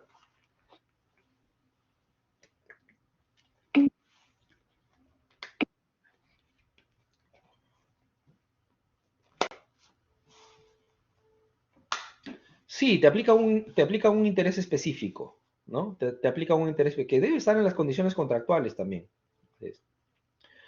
¿Qué tanto adicional por algún percance pueden dar? Creo que a partir de un porcentaje ya entraría la Contraloría. ¿Por paralización, dices? No, por adicionales, es una cosa los adicionales y otra cosa el tema de paralizaciones, ¿no? Adicionales, máximo 15% del monto primigeniamente contratado, ¿no? Si pasa el 15% primigeniamente contratado, se tiene que hacer otro concurso para la ejecución de ese proyecto, como si se tratase de una obra nueva. Va un poco por ahí.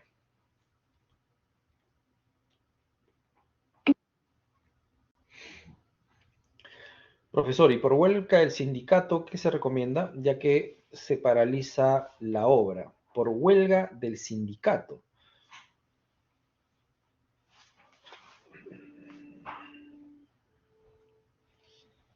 Lo que pasa es que las huelgas, en el sindicato de construcción civil hay marchas, ¿no? Hay días específicos que ellos tienen su paralización, que son reconocidas en el análisis de costo, del costo de la mano de obra, que es el análisis del costo directo, ¿no? No sé si eso se refiere. Ahora, ¿qué se recomienda por la huelga? Bueno, no sé qué te puedo recomendar en el caso de una huelga, ¿no? El sindicato de construcción civil es particularmente fuerte, ¿no? Pero así como es un sindicato fuerte, repito, se sabe pues que es un sindicato que está permanentemente atendido y bien atendido, ¿no? El sindicato de construcción civil, y si no es el sindicato más grande, más potente y más fuerte que existe, es uno de los más grandes, ¿no? Ellos actualizan sus precios y sus condiciones laborales todos los años, ¿no? Entonces están perfectamente bien atendidos.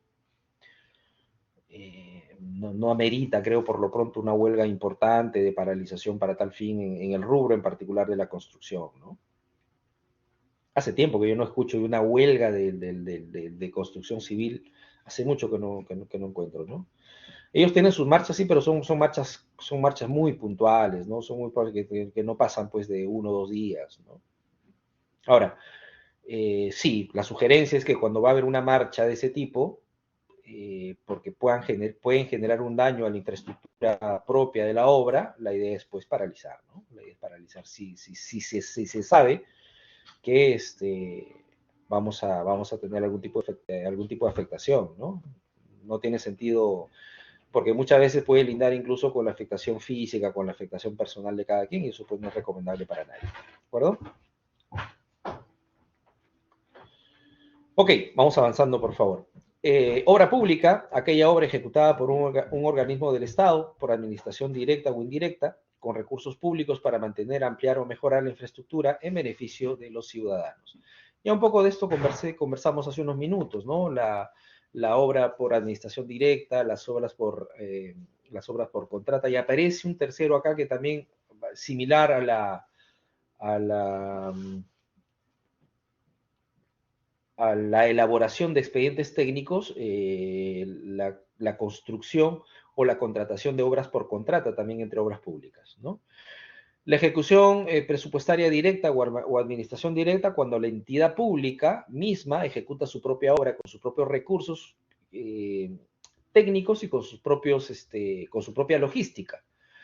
Y la contratación o la ejecución de obras por contrata, que son el tipo de obras más generalmente, eh, cuyo tipo general de contratación es el marcadamente más predominante, es cuando la entidad, mediante un determinado concurso o proceso de selección, encarga la ejecución de la obra a un constructor privado. Eh, Pasa, pues, repito, por la disponibilidad de recursos propios en la ejecución de cada entidad y la disponibilidad de la ejecución de algún proyecto, ¿no? Si una municipalidad va a hacer veredas, lo puede hacer por la administración directa, porque es de fácil ejecución, ¿no? Pero si una municipalidad va a hacer un viaducto, digamos, lo más probable es que tenga que contratar un tercero para tal fin. Y aparece también acá una, una tercera vía, si bien el término, así como hablamos, repito, en el caso de la elaboración de expedientes técnicos, la ejecución de obras por contrata, ¿no? Entre entidades públicas, ¿no? Una entidad pública contrata o encarga la construcción especializada a otra entidad pública. Eso aplica, por ejemplo, desde mi conocimiento. Hay muchas entidades públicas,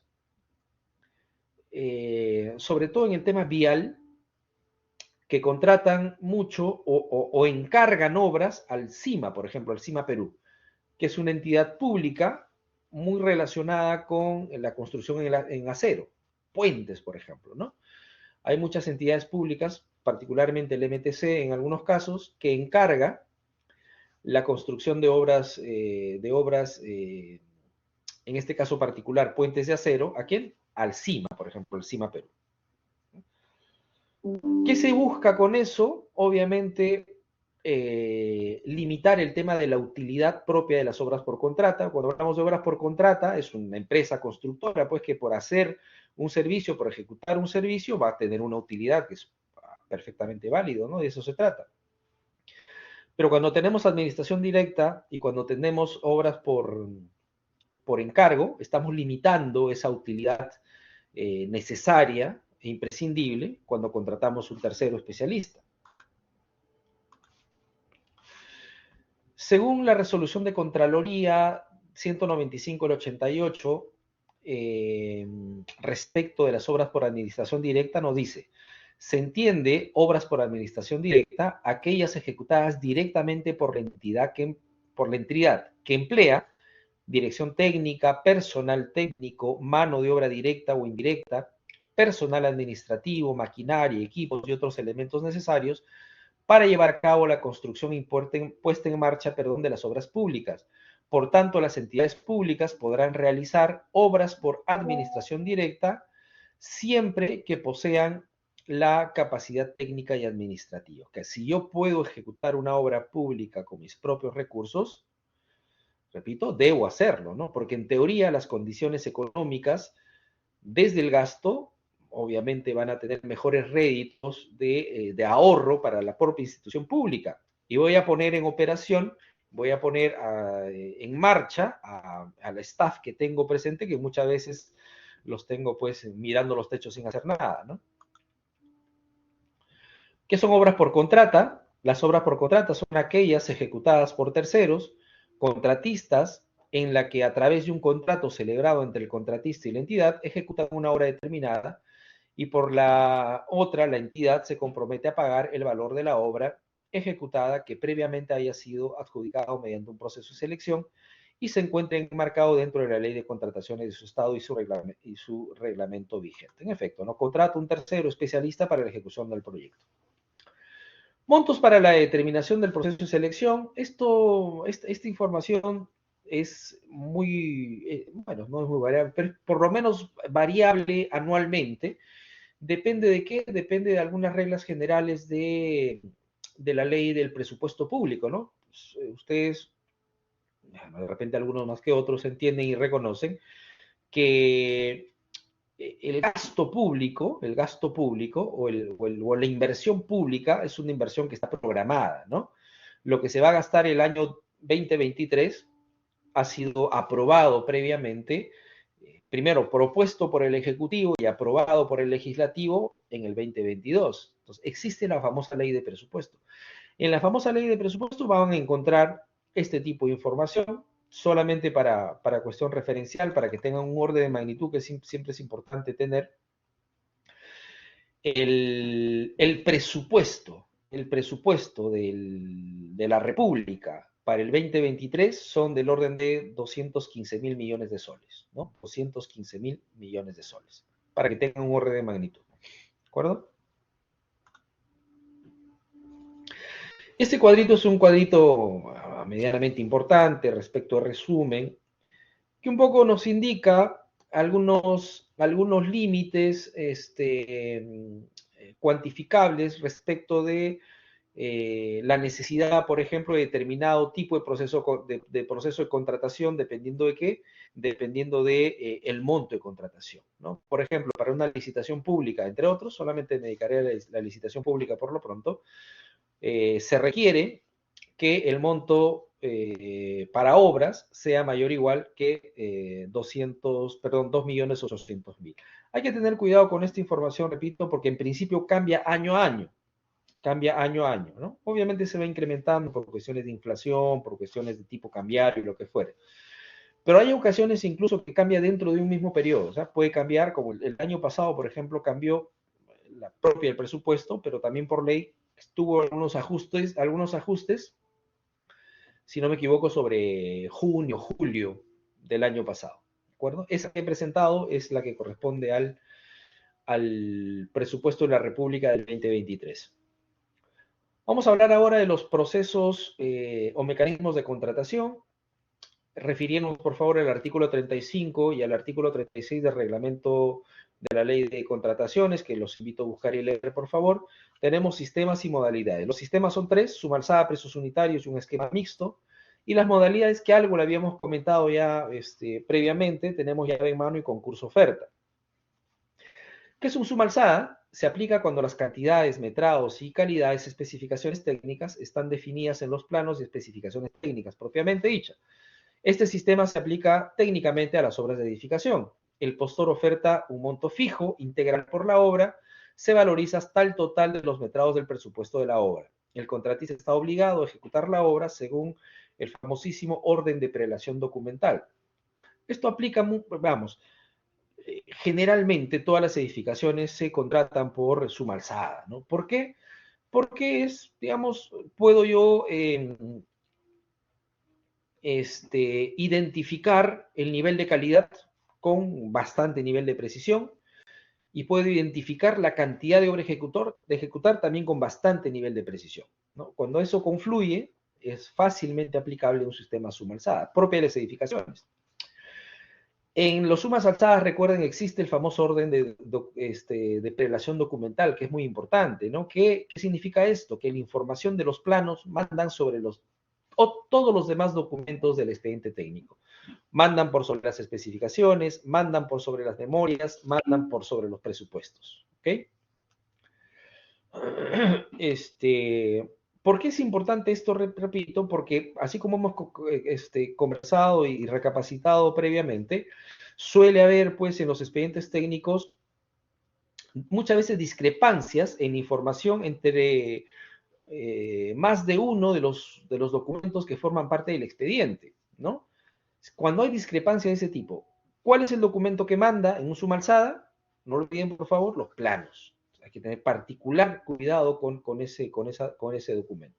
Por ejemplo, se tiene una obra, una poste de salud a suma alzada. En los planos se indica que los pisos son de terrazo pulido. En las especificaciones técnicas, que deben ser cerámicos. En la memoria descriptiva, losetas vinílicas. Finalmente, los presupuestos, lo que usted ha presupuestado y considerado en su esquema económico, dice loseta veneciana, ¿no? Bueno, independientemente de lo que usted haya considerado en su análisis de costos, ¿no? Usted está obligado a colocar, ¿qué? Lo que dicen los planos. Ya sea para bien o sea para mal desde lo económico, usted está obligado a colocar y ejecutar lo que manda en los planos. No se olviden, por favor. El riesgo es asumido por el contratista. Se entiende, pues, que para un suma alzada, el nivel de revisión de la información que usted debe hacer previa a la contratación, incluso para la elaboración de su propuesta técnico-económica, debe estar, pues, bastante elaborada y bastante revisada. El sistema de precios unitarios se utiliza en las obras públicas cuando las cantidades, metrados y cantidades, especificaciones técnicas no están definidas en los planos y especificaciones técnicas. O no se, más que no definidas, no se tiene pues en estricto un alto nivel de certeza, ¿no? Por ejemplo, si hablamos pues de un movimiento de tierras, tengo que mover todo un cerro para un movimiento de tierras masivo en una mina de repente, ¿no? O tengo que hacer pues todo un movimiento de tierras para una vía, una carretera de penetración, por ejemplo, ¿no? No se puede controlar pues con alto nivel de certeza, por ejemplo, el tipo de suelo en particular que me voy a encontrar en cada línea de análisis de mi ejecución. Sé de manera general pues con qué tipo tipo de suelos de manera general me puedo encontrar, pero vamos, pueden pasar cosas particularmente distintas que es bien complicado finalmente definir desde la proyección. En esos casos aplica más el sistema de precios unitarios. ¿Por qué? Porque la idea, repito, es que se ejecuten a precios competitivos, pero que los proyectos finalmente se terminen, ¿no? Yo no puedo hacer un suma alzada pues para una carretera en esas condiciones porque seguramente los postores, por cuestiones de precaución, voy a tener precios exageradamente altos, o en el efecto, si tengo alguna controversia en la ejecución, lo más probable es que de repente no pueda terminar la ejecución de la vía. Ahí aplica el precios unitarios, se presta más para ese tipo de ejecución. ¿De acuerdo? Ok.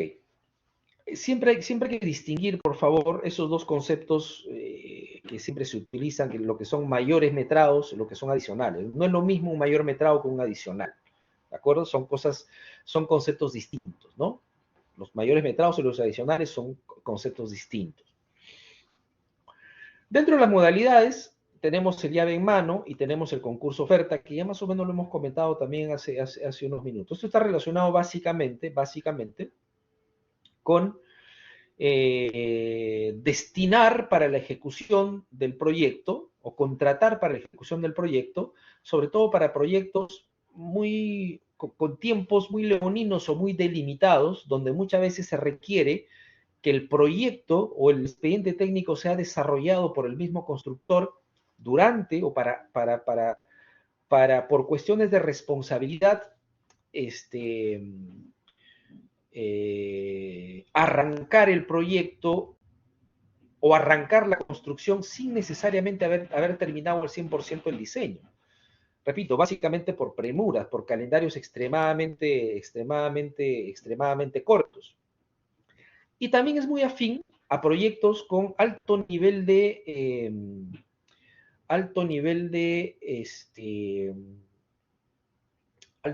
de mecanización, alto nivel de uso de equipamiento, ¿no? Para, para unir, ¿no? O para ser responsables a los contratistas o a los ejecutores o a los ejecutantes de la infraestructura con todo el equipamiento imprescindible para el funcionamiento adecuado de esa edificación. Por ejemplo, un hospital, se me ocurre, ¿no? Por ejemplo, un hospital donde se requiere pues tal nivel de equipamiento que yo no puedo, para que finalmente se ponga en marcha ese hospital, no basta pues con que las columnas, las vigas, las losas estén completas, sino que todo el equipamiento afín, todo el equipamiento necesario esté pues completado en lugar, probado y puesto en operatividad. Entonces, para que no haya ese deslinde de responsabilidad, obviamente esto está afecto pues a empresas con mucho nivel de especialización en el rubro. Podemos escoger entre el llave en mano y el concurso oferta, ¿de acuerdo? Particularmente el concurso oferta puede incluso tener un paso adicional previo, ¿no? Un paso hacia atrás previo, ¿no? La ubicación, el saneamiento y el ofrecimiento del terreno o del predio en el cual se puede y se debe ejecutar ese proyecto. ¿De acuerdo? Ok, estamos cerrando prácticamente contra el tiempo. Ya les pido por favor que esta última diapositiva, estas últimas diapositivas no son otra cosa que el flujo en un proceso de licitación de una obra pública, ¿no? Desde los actuados previos, desde la identificación de la necesidad, desde la validación de los recursos para la construcción, la aprobación del INVIERTP desde su aplicación en la inversión hasta el proceso de contratación propiamente dicho, las garantías en la ejecución de la contratación y la firma del contrato. ¿De acuerdo? Ok, disculpen que vuele, pero no hay otra forma, si no, no completamos la información. ¿De acuerdo? No sé, si tenemos unos minutitos, si alguien quiere comentar algo, consultar algo o aportar algo, en estos minutitos podemos mirarlo. Los escucho. Omar, ¿cómo está?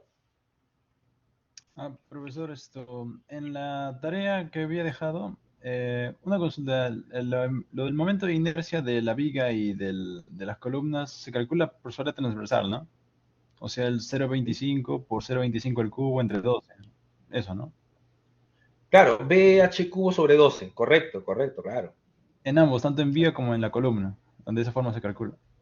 Sí, lo que pasa es que creo haberles dicho que para que no se compliquen con los cálculos, que tanto las columnas como las vigas pueden ser de sección cuadrada y tanto las columnas como las vigas tener la misma sección. Así se simplifica un poco el cálculo, ¿no? Sí, correcto. Así es que también, no sé, me parece un poco redundante porque al final se van a anular porque se están dividiendo ambas inercias en el cálculo del alfa. Y si son Sí. de la misma área, no se anularían al final.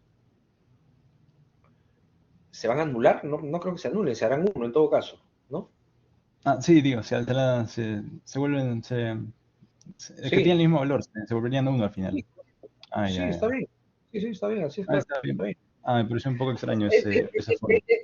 esa relación justamente se va haciendo sentido cuando hay diferencia entre la inercia de las columnas y la inercia de las vigas. Siempre a la rigidez lateral hay mucho mayor aporte de la inercia de las columnas a la inercia de las vigas. ¿De acuerdo? Eso es así siempre. El que más rigidez lateral aporta en un pórtico es la columna. Eso es así. A eso se refiere esa fórmula. Pero si son iguales, simplemente se va a hacer uno y lo que va a mandar es toda la parte de adelante, la fórmula, si viene el término. ¿Correcto? Ya, ok. Gracias. Sí, no hay problema. Eh, ¿Qué más me dicen acá? ¿De qué antigüedad de tiempo deben tener el expediente técnico para el trabajo final? No sé si no recuerdo si hay una restricción de tiempo en la rúbrica. Si no hay una restricción o sea, veamos, si no hay digamos, un sesgo respecto del tiempo del trabajo final en la rúbrica, es atemporal, sinceramente. Les pido que revisen la rúbrica, porque no la tengo ahorita en la cabeza, les mentiría. Área de un cuadrado, por decirlo así. Área de un cuadrado. Sergio, no entendí. Profe, lo del pórtico de acero, tenemos que encontrar también el modo de elasticidad del acero. Bueno, el modo de elasticidad del acero es estándar, ¿no? 2.1 por 10 a la 6 kilos centímetro cuadrado, Renzo, ¿no? No es como el caso del concreto, que sí tiene una variación respecto al F'C, ¿no? En el caso del acero es un estándar, ¿no? 2.1, 2 por 10 a la 6 o 2.100.000 o 2 millones kilos centímetro cuadrado es el modo de elasticidad del acero. Eso lo doy por descontado porque ustedes han llevado cursos de materiales, entiendo que saben cuál es el modo de elasticidad del acero, ¿no? Profesor, y para presentar la tarea, está bien en PDF o Word, tiene que tener los enunciados o solo la resolución y respuesta. No, con la resolución basta, ¿no? Con la resolución basta, estimado Carlos, y puede ser en PDF, puede ser en Word, algunos lo hacen en Excel, puede ser un escaneado a mano. A ver, lo único que voy a pedir es que se pueda entender. Si se entiende, bienvenido sea, no hay problema. Sergio me hizo, era con respecto a la viga y columna, su área transversal, prácticamente el área de un cuadrado. Ah, sí, es un cuadrado. Sí, ese es un cuadrado, en efecto. Para simplificar un poco los... No quiero que... A ver, lo que quiero es que se entienda este no es un curso de resistencia, de análisis estructural, no, pero sí quiero que se entienda que cuáles diferencias de rigidez lateral pueden tener en diferentes tipos de condiciones muy elementales, ¿no? Muy elementales, ¿correcto? Entonces no quiero complicarlos con el tema matemático porque no es propio para ese tópico en particular, ¿no? Ya nos complicaremos matemáticamente en otras cosas, pero en eso no necesariamente. Quiero que se entienda un poco la diferencia simplemente. Puede ser digital, Ginette, digital, sí. ¿A qué se refiere digital? Digamos no entendí lo de digital.